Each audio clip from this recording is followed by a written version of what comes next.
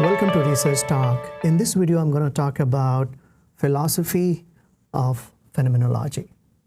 You might be thinking why we are learning philosophy, because when you learn other research methodologies such as quantitative research methodologies, nobody talks about the philosophy, or even like other qualitative traditions such as case study or others. We hardly think or discuss philosophy behind a methodology. When it comes to understanding phenomenology as a research methodology emerges from the long, rich tradition of the philosophy of phenomenology. And these various methodologies, whether this is descriptive phenomenology, hermeneutic phenomenology, post-intentional phenomenology, or existential phenomenology, all these various research methodologies have emerged from various traditions of phenomenological philosophies. And as a researcher, if you want to develop a solid, rich understanding of a method or which particular phenomenological tradition is suitable for your research design, having some understanding of the philosophy is very, very helpful. That is why we are going to talk not in detail. I don't want you to think like, oh my God, I have to read this rich, thick philosophical books. No, you don't. I don't expect that. I don't want you to do that. But the purpose of understanding philosophy is developing some basic ideas, not developing, but understanding some basic concepts and ideas of phenomenology, the history, and how this idea developed over time, so that you will develop a better understanding of how these methods, how these methodologies are emerging from various traditions of phenomenological philosophy.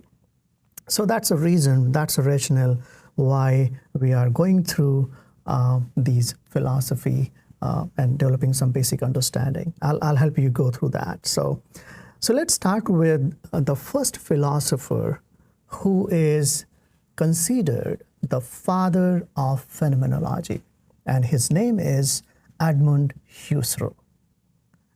Husserl, he wrote a very, you could say, his magnum opus book, and that book talks about, that book is about logical investigation. That's the title of the book, and he talks in details about this new innovative philosophy.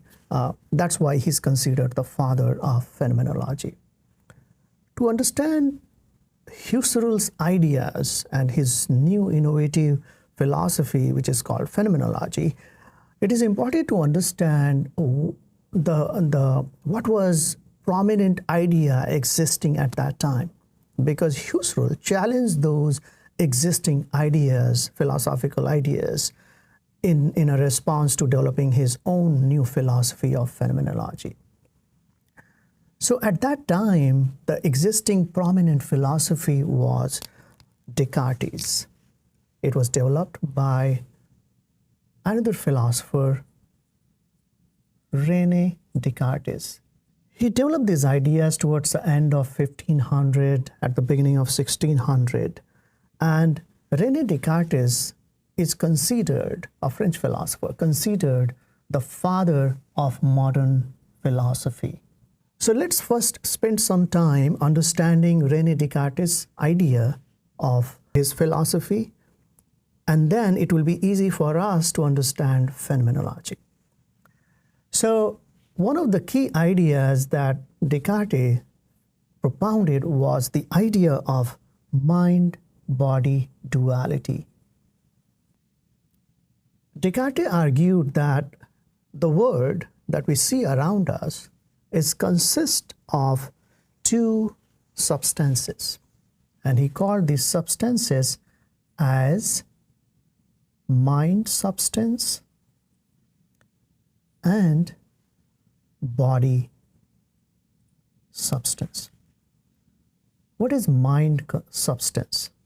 He argued that the mind substance, actually he is referring to our mind, human mind, and he's arguing that mind substance is a thinking substance, our thinking process. And as a substance, mind is non-physical and there is no form. So mind do not have any form. And mind as a substance include our emotions, our feelings, our thoughts, our consciousness. So all these characteristics are related to the substance of mind. And here Descartes is referring to human mind, human consciousness. He further argued the second substance that we see around us is body. Now, sometimes when we hear the word body, we think about human body.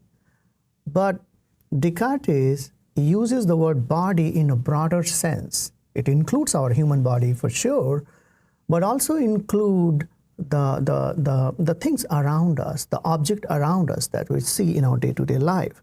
And he says that body is an extended substance and it has a physical form.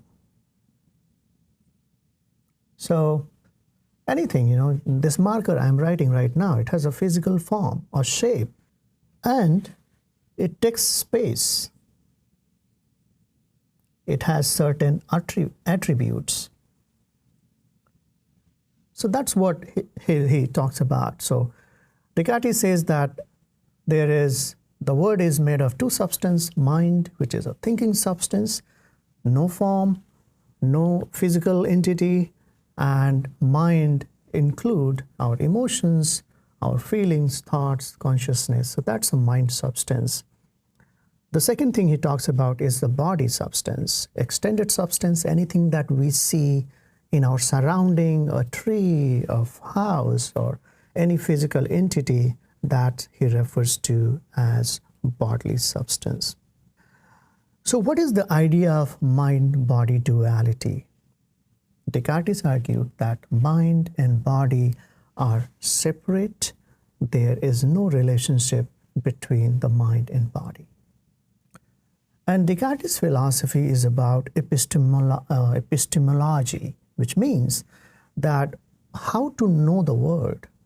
So here Descartes argued that to know the word, we have to first understand that there is a separation between mind and body. They are not related and they are separate. So let's understand it further. When I look at a tree, let's say here I am, sorry. Let's say I'm looking at this tree.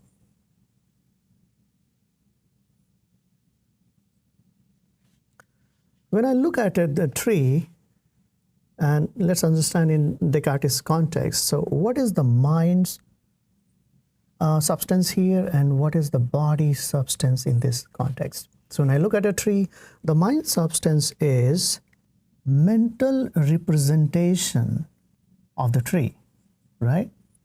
So when I look at a tree, an image of the tree is made on the retina, so that, and then my mind processes that. So that's, I look at a tree, so my mind substance here is the mental representation of the tree. And what does this mental representation entail? What it might entail my belief, thoughts about the tree. What do I see? All these things. So my perception. So my beliefs, my thoughts, my perception of the tree. So this is, if I'm observing a tree, the mind is that substance. Body substance would be obviously the form, shape of the tree. So that will be, or maybe the attributes related to the tree. So that will be the body substance in this example. Descartes argued that since my watching the tree, my looking at the tree, the mind substance here is the mental representation. So if I want to study, if I want to know the tree, I need to disregard the mind. I cannot trust the mental representation of the tree. So whatever is happening in my mind, I need to disregard my perception of the tree, my beliefs, my thoughts. I need to disregard this thing to study the tree. So he said, mind-body duality is the mind and body are they are separate, and to study the body, I need to disregard, I need to ignore my beliefs, thoughts about the tree and perception and all that. So I cannot trust the mental representation, as I said, no trust. And so I need to focus on the body and disregard my own experience about the tree. And to do that, Descartes argued the idea of rationalism. So how to know the tree? To know the tree, Descartes argued that you need to focus, you need to use reasoning and logic. Reasoning and logic. So we can know the tree.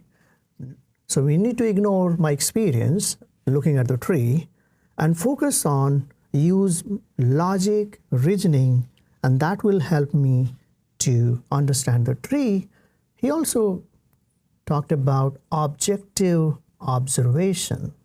Objective observation, again, the idea is disregard your mental representation in your mind, could be your thoughts, beliefs, perception about the tree. Focus on the objective observation, meaning that disregard your mental thing and focus on the body. So that is, he developed this method of called objective observation. He also argued that measurement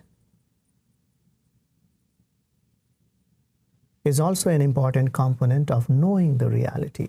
To know the tree, I need to do three things. Number one is logic, reasoning. Second is I need to be engaged in objective observation, so disregard my personal belief, thoughts, perception of the tree. And third is doing some objective measurements. So all these three things, these three steps or ideas will help me understand what is a tree. So that is what Descartes argued. And this whole idea is known as mind-body duality. So that's a very a popular idea that led to development of scientific inquiry. Scientific inquiry. So, as you know, Descartes was, his ideas came around at the beginning of the 17th century. And then these ideas led to the development of scientific inquiry, where the ideas related to positivism were developed. What is the idea of positivism? That if you want to know something, if you want to study something, an object, material, or anything, then you need to focus on objective observation, as he pointed out here, observation and measurement. So disregard your personal perceptions and all your human experience. Focus on objective observation, use reasoning and logic, and use a measurement to understand any object or human experience or anything you want to know. So that led to the development of positivistic philosophy and the measurement, scientific understanding and development of the scientific tools to study things around us.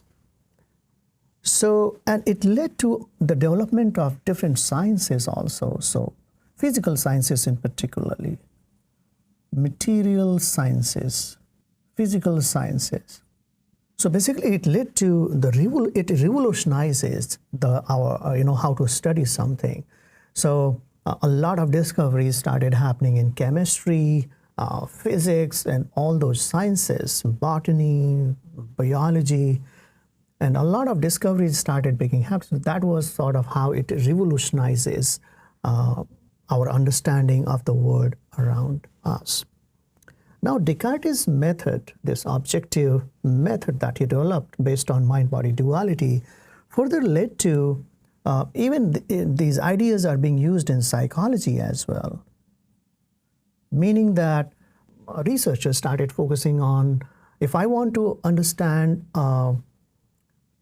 human behavior, so the mind-body duality based ideas is like, I need to disregard as a researcher my personal beliefs, my perception about a behavior, and focus objectively through reason, logic, measure that behavior, and through objective observation to understand a human behavior. So it led to the development of not only material sciences, but also psychological sciences, human sciences as well.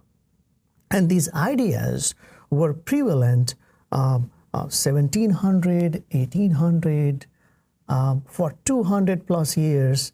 René Descartes' ideas of mind-body duality led to the development of and discoveries of materials and things, phenomenon around us. So that's a background. So when Husserl came up with this new idea of phenomenology, he challenges the existing understanding of how we can study things around us or human experience. Husserl was a German philosopher. His full name was Edmund Husserl. He wrote his magnum opus, very important, influential book, Logical Investigations.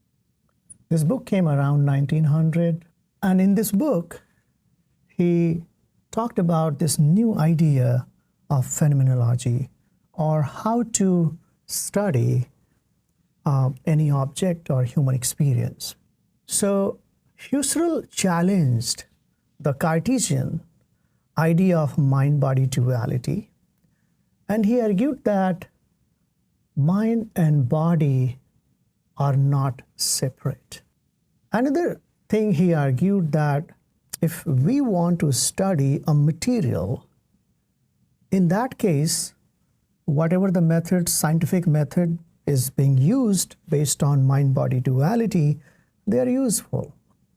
But to understand human sciences such as psychology, sociology, or other human sciences, we need a new method. The Cartesian mind-body duality is not useful, is not effective in studying human behavior or human sciences.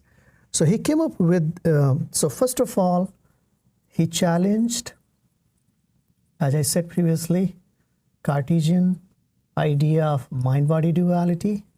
And his idea is, if, let's say, if I'm looking at a tree, my consciousness is always in relationship with this object.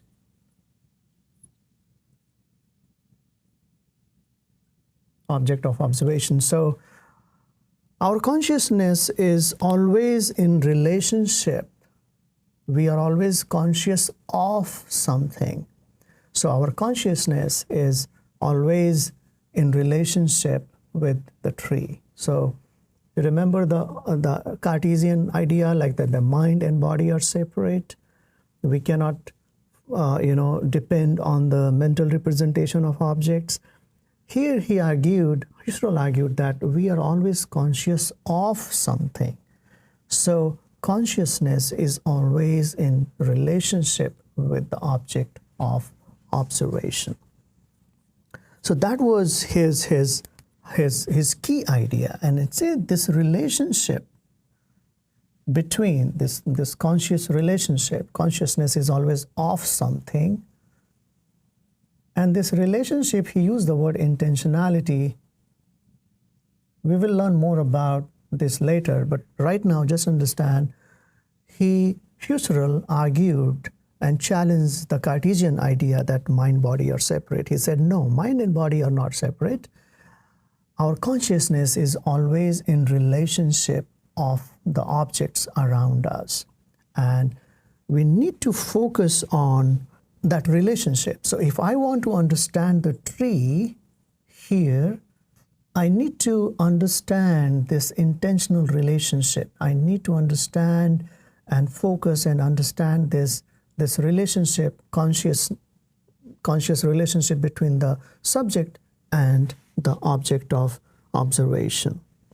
He further challenges and said, like, mind-body duality idea is applied more to material sciences, but it is not useful in understanding human experience. So his argument was, okay, mind-body duality is okay in physics, chemistry, but it's not useful for psychology or understanding any human experience. So we need a new method. We need a new way to study human experience. And to understand human experiences, he said, objective measurements are not useful. The objectivity is not useful, which is a common feature of the Cartesian philosophy or scientific inquiry. So objectivity is not useful in understanding human experience. He argued that we cannot understand human experience by reasoning, by logic.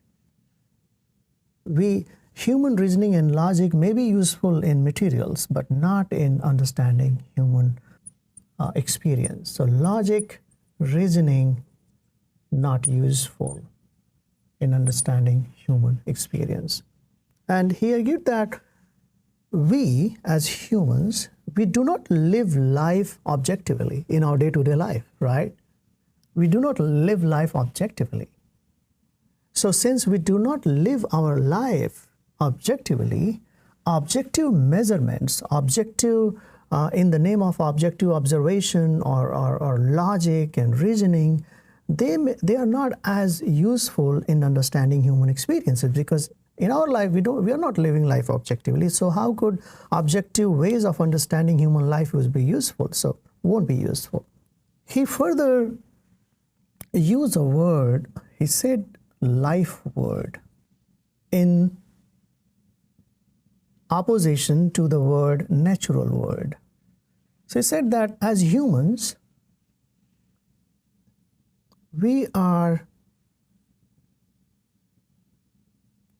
in a web of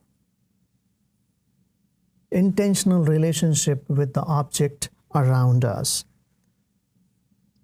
So we, in our day-to-day life, we are living in this web of intentional relations with the object around us. So maybe like my house, people, mom, dad, my friends, all my workplace and all that. So we live in the life word, meaning that we are in a web of intentional relations around us. It could be all the objects and also all the humans or animals around us. So we live in a life word. Natural word, the word which is used commonly in like hardcore sciences or Cartesian philosophy, it's more referred to the objects in the word. So that was the difference. What kind of a turn that Husserl did was like, he argued that to understand human experience, we need to focus on life word, not on natural word. And what he means by using the word life word is we live in a web of human connections with the object and people, animal around us. So to study natural world, so materials, Cartesian philosophy, mind-body duality might be useful. But to understand and explore the life world, we need a new science. We need a new method of understanding things. And that is what he called phenomenology. So his thesis is, we live in a phenomenological world. As I said, living phenomenologically meaning we don't live our life objectively. We live our life phenomenologically, meaning that we live in a web of intentional relations with the people, with the animals, object around us. And to understand the life world, to understand human experience, we need to focus on those web of relationships to understand those. And objective measurements or mind-body duality approach is not useful in understanding the life world. Let's understand this with an example. Let's say I'm sitting in my backyard and I'm looking at an old banyan tree. When I'm looking at this tree, I am thinking about my childhood days when as a kid I used to climb on the low-hanging branches of this banyan tree. I used to play with my friends.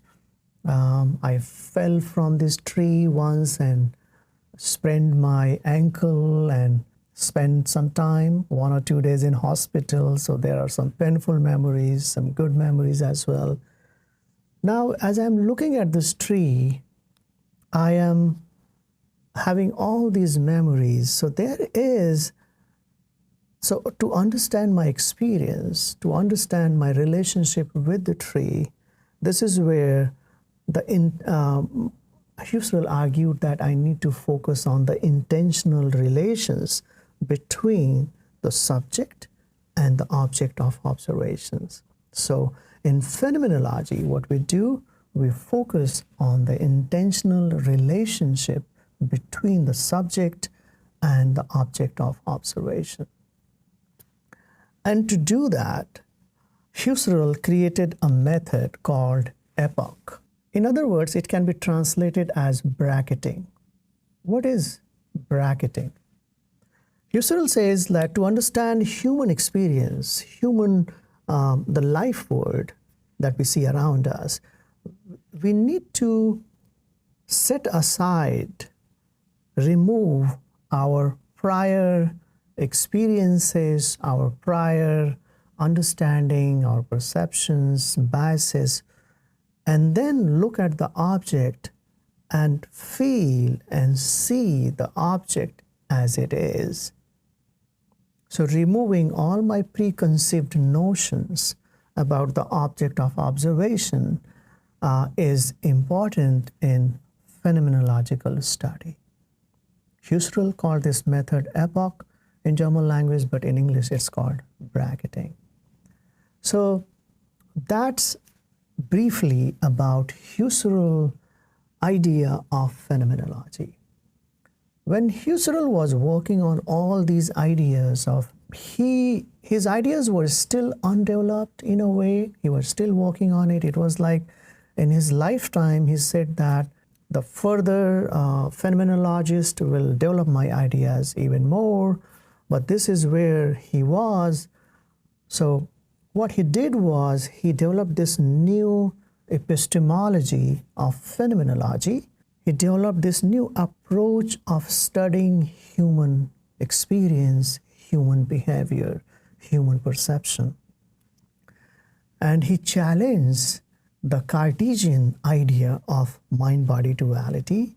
He challenged the objective measurement and reason and logic to be used for understanding human experience. He argued that, okay, if I want to study a chemical component of a chemical substance, It's okay to use that approach developed by Cartesian philosophers. However, when it comes to understanding human experience, we need a new science, a new epistemology, and that he called phenomenology. We will talk more about in detail when we go to the methodology and how these ideas are used. But as a philosopher, his ideas revolutionized how to explore human world, how to explore life world. In our next video, I'm going to talk about another philosopher, Martin Heidegger, and his ideas. And we will learn more about how Martin Heidegger contributed to the idea, to the new epistemology of phenomenology. I hope this video has clarified how this new ways of knowing came up, how Husserl developed his understanding and his idea of phenomenology. I'll see you in the next video talking about Martin Heidegger, another great phenomenologist. Thank you. Have a good day.